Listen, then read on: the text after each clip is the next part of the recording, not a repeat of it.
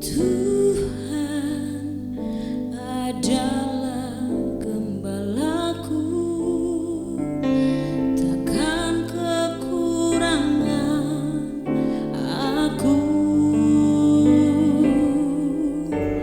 Ia membaringkan aku di padang yang berumput hijau.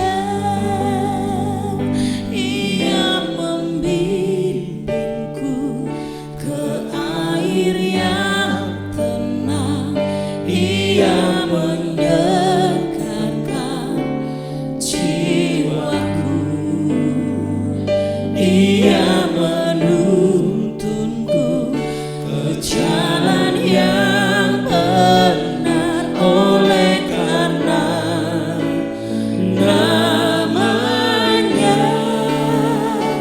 Sekalipun aku berjalan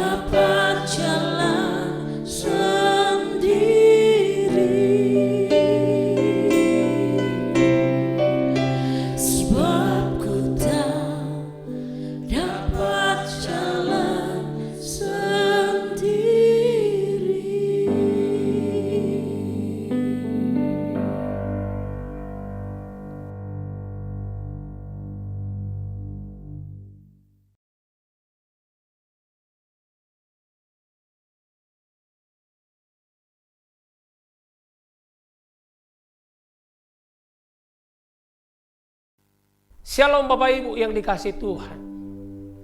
Menjaga diri sendiri adalah merupakan sebuah keharusan bagi kita. Dalam menjaga diri ada banyak hal yang akan kita lakukan. Di antaranya merawat diri atau mempercantik diri dengan tujuan biar kita bisa tampil sempurna. Namun saking terlalu perfectnya, kita tidak menyadari itu bisa menjadi bumerang bagi kita sehingga kita bisa terseret oleh hal-hal duniawi. Kita tertipu dengan dunia ini. Lukas 9 ayat 24, karena barang siapa mau menyelamatkan nyawanya, ia akan kehilangan nyawanya. Tetapi barang siapa kehilangan nyawanya karena aku, ia akan menyelamatkannya. Bapak Ibu yang dikasihi Tuhan, ternyata kesempurnaan diri tidak menjamin kita akan sempurna dalam mengikut Tuhan. Tidak menjamin akan selalu ada di dalam kelegaan diri. Sekuat-kuatnya saudara hidup dalam Tuhan, itu tidak akan menjamin juga kita untuk kuat bertahan dalam Tuhan. Sebab kenapa? Ternyata dunia dan segala isinya yang menjadi acuan kita untuk hidup dalam kesempurnaan.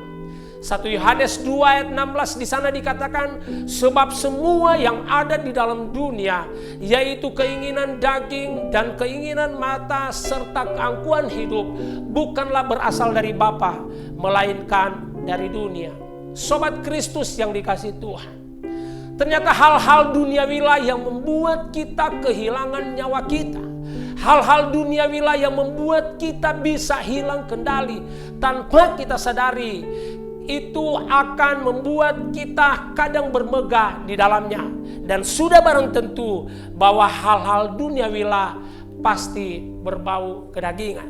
Galatia 5 ayat 9 sampai 12, Paulus katakan perbuatan daging telah nyata, yaitu percabulan, kecemaran, hawa nafsu, penyembahan berhala, sihir, perseteruan, perselisihan, iri hati, amarah, kepentingan diri sendiri, percideraan, roh pemecah, kedengkian, kemabukan, pesta pora dan sebagainya. Terhadap semuanya itu kuperingatkan kamu, seperti yang telah kubuat dahulu, bahwa barang siapa melakukan hal-hal yang demikian, ia tidak akan mendapat bagian dalam kerajaan Allah.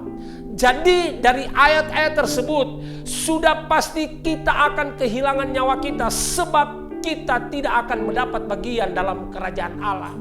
Nah, apa yang harus kita lakukan supaya kita bisa menyelamatkan nyawa kita? Jawabannya, kita harus kehilangan nyawa dulu. Apa maksudnya? Yaitu kita harus membuang hal-hal dunia, harus menyingkirkan kesenangan-kesenangan dunia. Semuanya itu harus ditanggalkan, karena itu adalah sebuah kejahatan. 1 Petrus 2 ayat 1 sampai 4. Karena itu buanglah segala kejahatan, segala tipu muslihat dan segala macam kemunafikan, kedengkian dan fitnah. Dan jadilah sama seperti bayi yang baru lahir, yang selalu ingin akan air susu murni dan yang rohani, supaya olehnya kamu bertumbuh dan beroleh keselamatan, jika kamu benar-benar telah mengecap kebaikan Tuhan. Dan datanglah kepadanya batu hidup itu, yang memang dibuang oleh manusia, tetapi yang dipilih dan dihormati di hadirat Allah. Mari kita berdoa. Terima kasih Tuhan buat firman yang sudah datang bagi kami. Ternyata kami harus mampu memisahkan diri kami dengan hal-hal duniawi. Itu sebabnya biar roh-Mu yang ada di dalam kami akan membuat kami kuat melawan dunia dan segala isinya. Dan kami percaya kehidupan yang kekal akan menjadi bagian dalam setiap kehidupan kami. Kami mendapat bagian di dalam kerajaan Allah yang kekal untuk selama-lamanya. Terima kasih Tuhan, kami bersyukur. Haleluya. Amin.